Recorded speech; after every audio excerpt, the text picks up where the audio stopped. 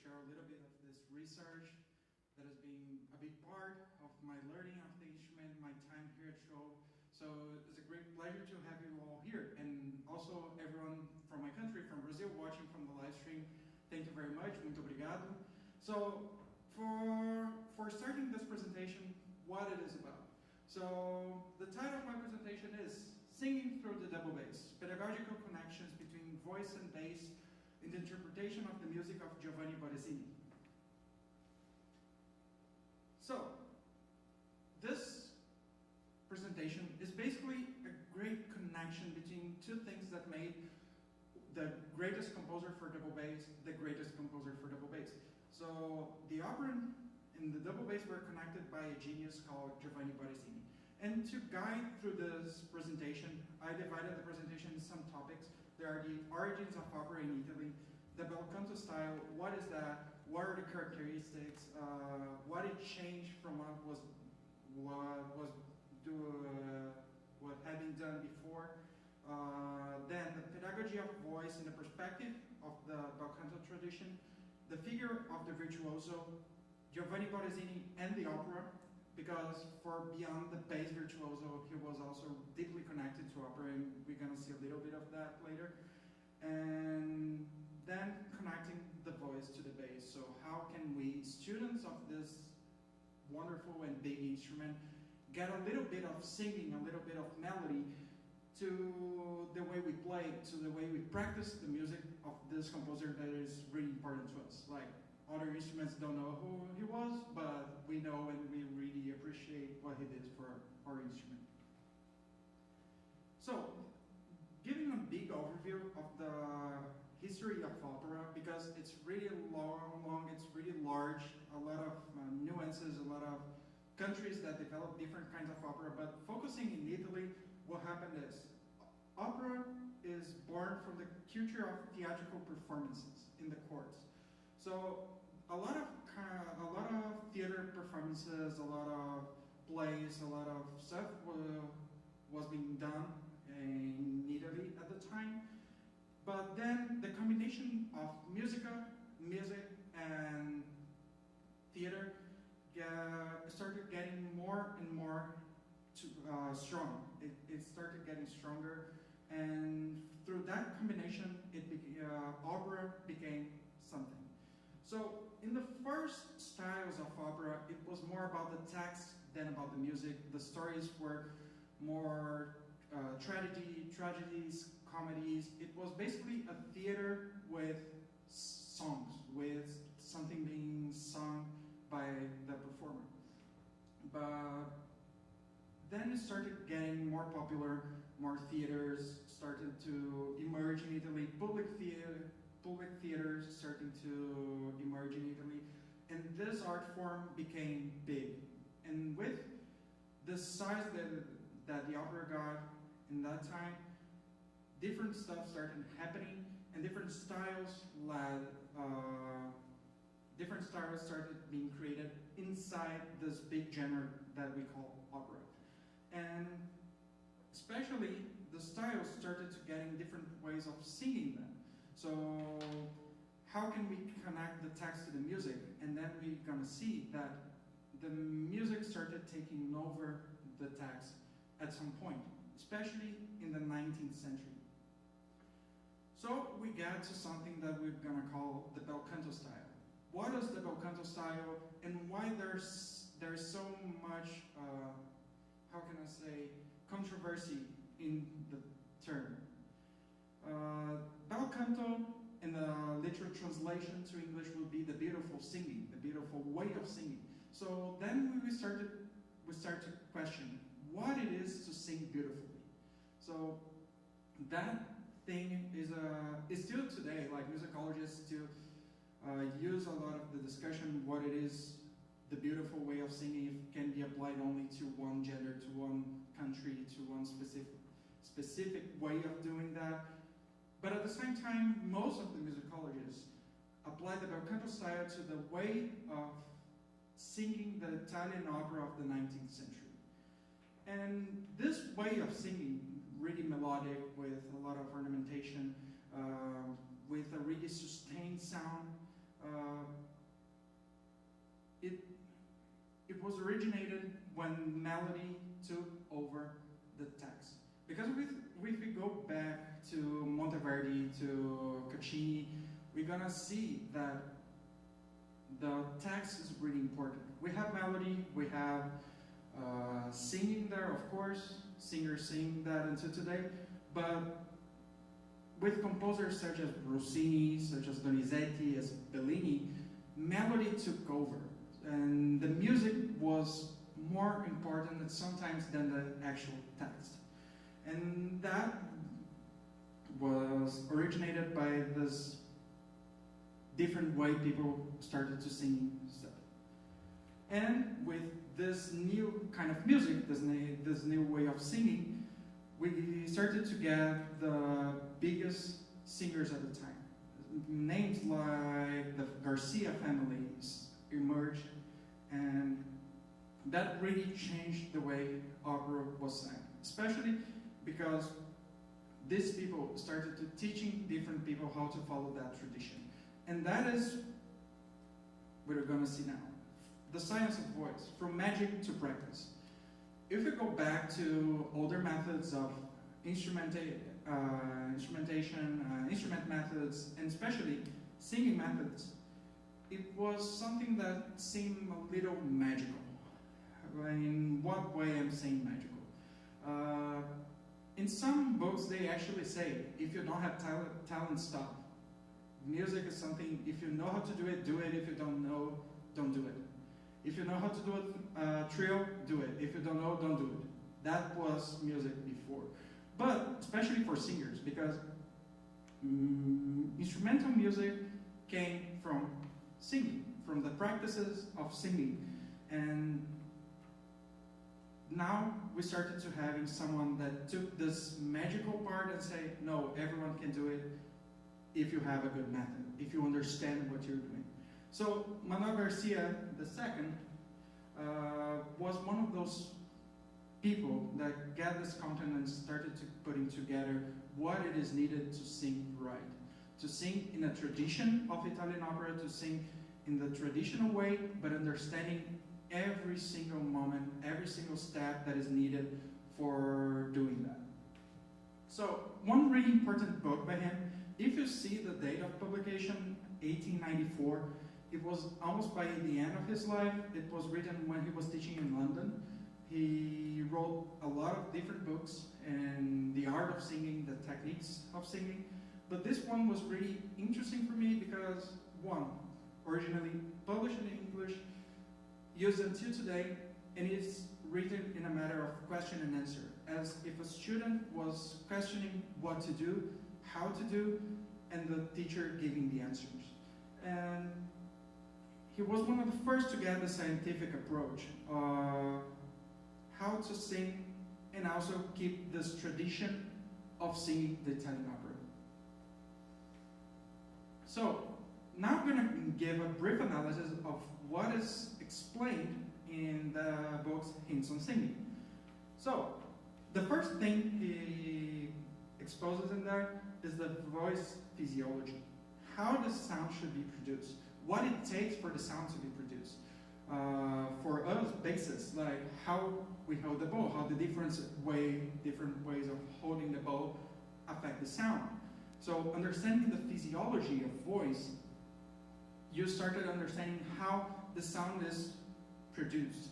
So the next step on the many chapters of that book is the sound production. The focus on breathing, the relaxation when singing, when doing the breath exercises, and long and sustained notes. Most of the book, most of the exercises focus on long and sustained notes.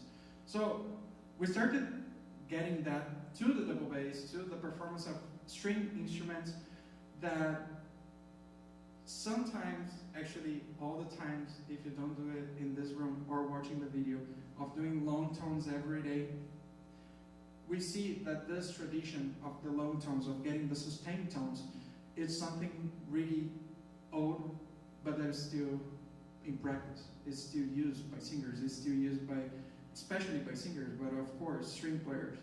but in singing is one of the basic parts. Most of the singing books I've read for this research put the sound production as one of the first steps.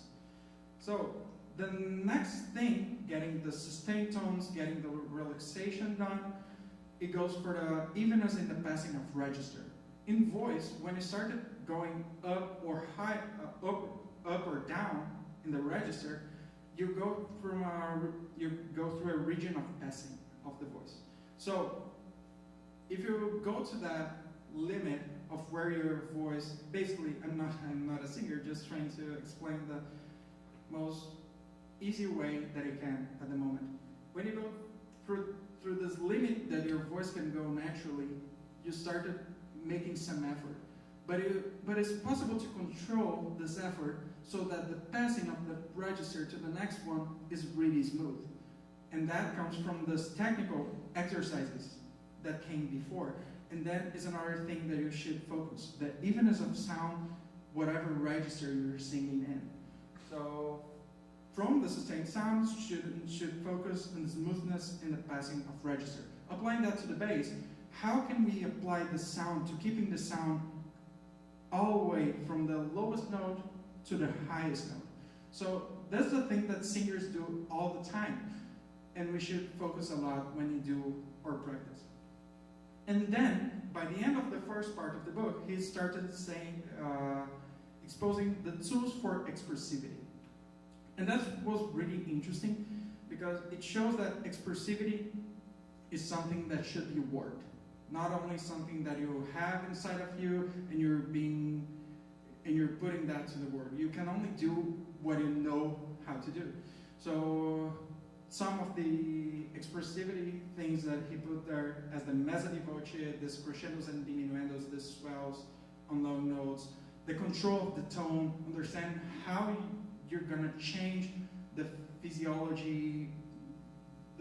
I was gonna say something, the parts, but I don't know the words even in Portuguese. But how do you move the muscles in your mouth to change the tone?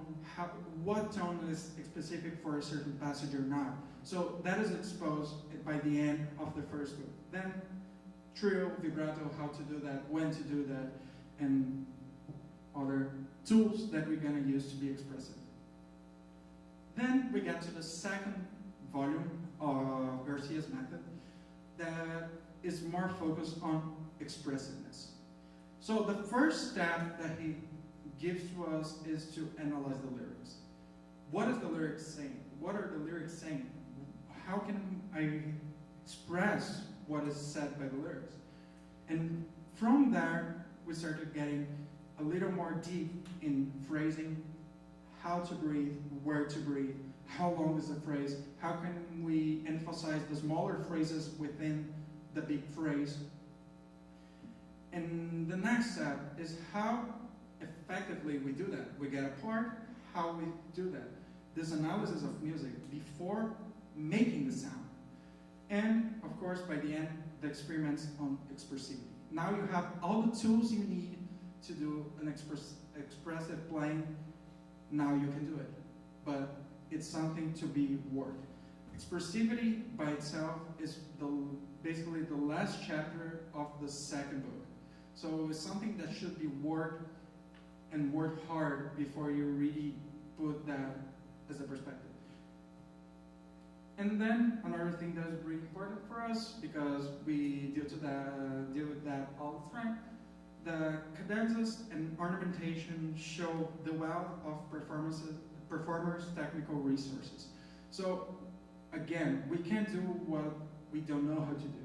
And this is something that is really exposed by Garcia, by other voice methods, and it's something we're gonna talk a little bit soon about that.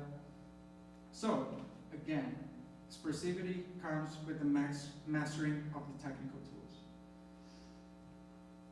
Then we get to something really important to us, because now we're getting in the realm of Giovanni Borazzini.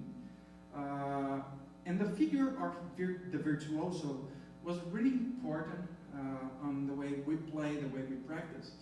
And why am I talking about opera? Like, to talk about virtuosos.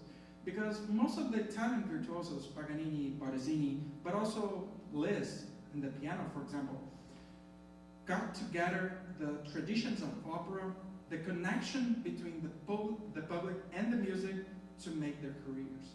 So when you listen to Paganini's variations on Nel Corpio non mi sento, for example, you get a performer that are considered supernatural, playing something that people know, and in a way that nobody did before. And so this connection of the opera was really important for the rise of these virtuosos, such as Bottesini. So one of the pieces, if you look at the program, is the Fantasia on la Sonnambula by Bellini. And not only Bottesini did fantasias in opera themes, in opera tunes. And this was really common, and it shows the connection public had with opera and the way opera was done. So that is really important for us, and also the singing through the instrument. This was something that was really admired, and people really adored the way musicians did that. I heard it once from a bass player from Brazil that she got a really rare book about Bottesini when Bottesini went to Brazil. He played a tour in late 1870s in South America. He played in Rio de Janeiro. He played in Buenos Aires, Argentina. And the critics of those journals said that Bottesini played like a bird would sing. So that was something took in consideration for the listeners, and we as performers should try to apply that in the way we play. So we get the genius, we get the master, the man himself, and his connection to opera. We get Bottesini as the great bass composer, bass performer at the time, but he was also really connected to opera. He himself wrote 14 operas. He premiered operas for composers as Giuseppe Verdi. He was the chief of some opera theaters in Cuba, in Egypt, in the United States. So he was deeply connected to opera and its traditions. And he premiered operas as conductor, and of course, in the intermission of the operas, he would go there with his bass and play a tune. And going back, this cartoon showed one of the performances, how people described Bottesini playing. So, and by the way, the first cartoon is actually him playing La Sonnambula. So, and then another thing really important, his most played pieces during his lifetime were the fantasias and opera themes. So now we get to know La Sonnambula, Lucia dell'Armemor, and coincidentally, those pieces were really popular in Bottesini's lifetime. So this connection of the audience to opera was connected by Bottesini, by the music he made. So taking that in consideration, it should be really important for us to take that in the moment we pick the bass to practice. And another thing, Bottesini wrote a method, how to play the double bass, explaining methods, explaining scales, explaining how he thought the instrument. And then we started analyzing other methods, string methods, and we get something that is not, I'm trying to get the right word, but it's not that it's sad, but it's something that is lacking. That bass methods, or string methods in general, but I'll say bass because it was the research I made here. But of course, reading other stuff during the undergrad and here in the grad studies. String methods, but here, bass methods explain the fundamentals of technique, but lack in the building of a quality sound. What it is a quality sound? How can we approach that? How the different ways we held the bow change that? The less hair, more hair. Sometimes it feels a little more about tradition than something that should be explored by the student or a specific school. And also, bass method don't approach expressiveness and the tools of expressive playing really clear. Even in Bottesini, he says some tips on, when you do harmonics, you need to play it with a lot of energy. But why? How can we approach the harmonics expressively? why the harmonics are there, why we need to practice scales in a certain way, how can we do variations on scales to the scale sound, how can we do scales in a mezza di voce situation, for example, how can we use the different bow variations to improve the music we make. And the final considerations for this presentation are that voice methods are extremely important and rich on the understanding of sound, phrase, and expressiveness.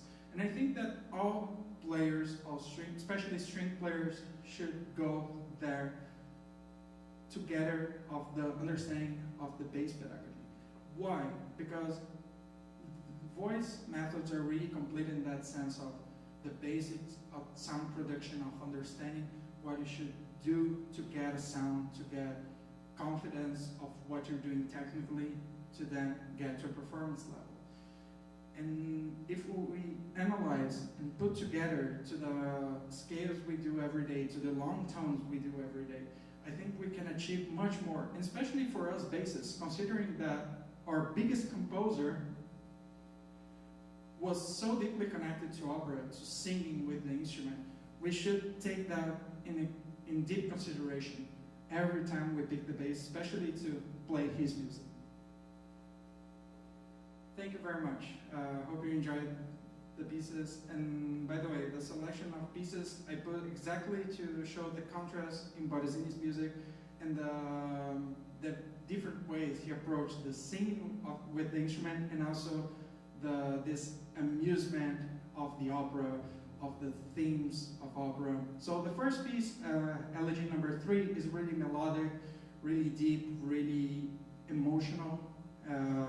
It shows this lyricism of bel canto, a little bit of cadenzas that remind of what a singer would do. And the Fantasia una Sonambula shows a little of the singing, of the themes.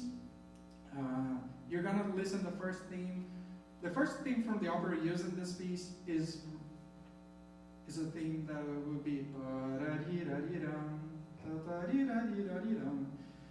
this is the first theme, and then we get this is the last theme of the first act of the opera, and then we got the bum ba-dum bum bum ba-dum bum ba-dum bum etc. etc. I'm not a singer.